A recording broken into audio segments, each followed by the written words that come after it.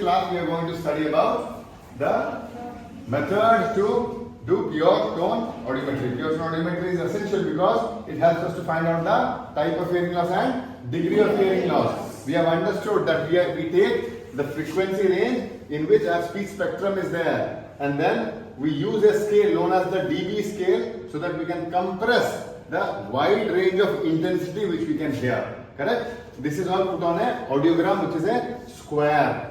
Right? Now, to plot a audiogram, there is a method in which audiogram is to be done. Pure tone audiometry is to be done. This method is essential because any retest validity should be less than 10 dB HL. So more than 10 dB difference is there, then the audiogram is having no consistency. Correct? So it is not valid. So to have a consistent audiogram, we have to have a fixed process.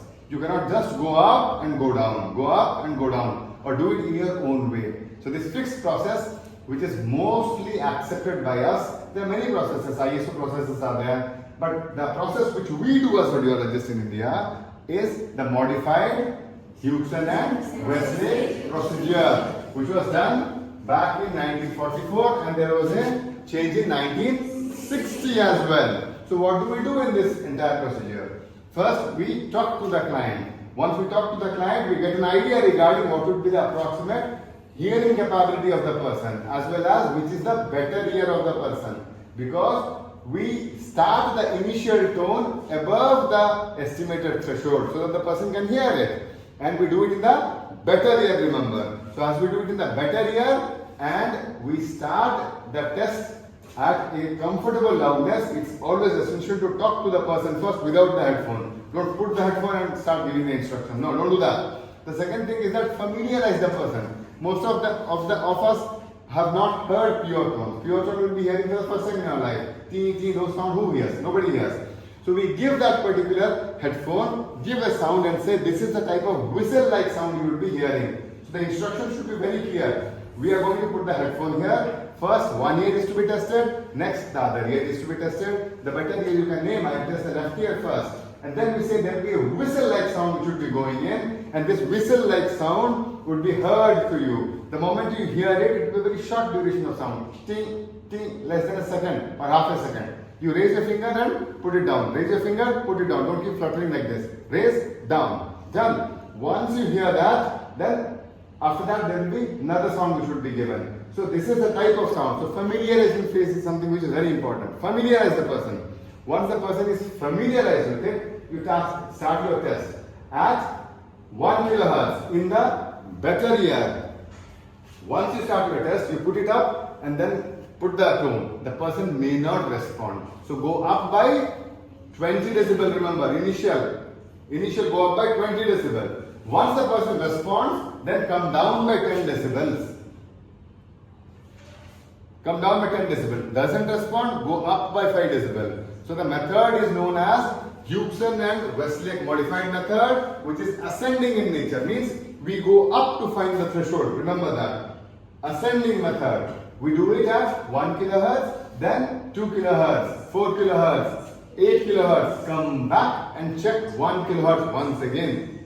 After checking, we go to 500 and 250 Hz. Better ear, then the polar ear, air conduction, then the bone conduction.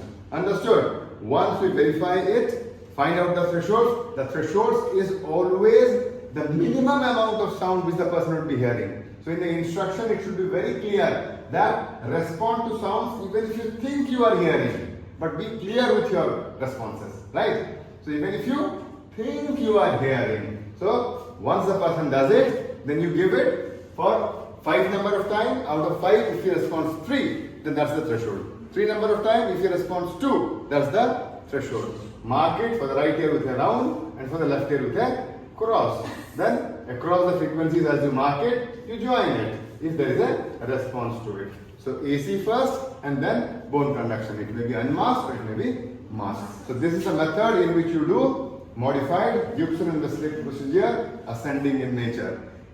Follow the procedure because retest reliability has to be there. Correct? It's like making food by your mother and by your father. Your father fancily can go one day make some good chicken or something like that, and then you can eat it. Oh, it is very nice. But the next day you ask him to do it, it will be some other taste. The next day it will be some other taste. And the next day it will be some other taste. There is no consistency into it. Can you have that every day? You cannot have it. But your mother's food you can have every day because there is a consistency into it. The taste will be fixed.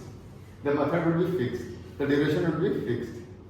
Similarly, in science, you should be having a duration, a method which is fixed and is done appropriately. In pure tone audiometry, the method has to be followed. Don't just do it like this and think that, oh, what is happening? Anyways, the person is responding. No, it doesn't happen.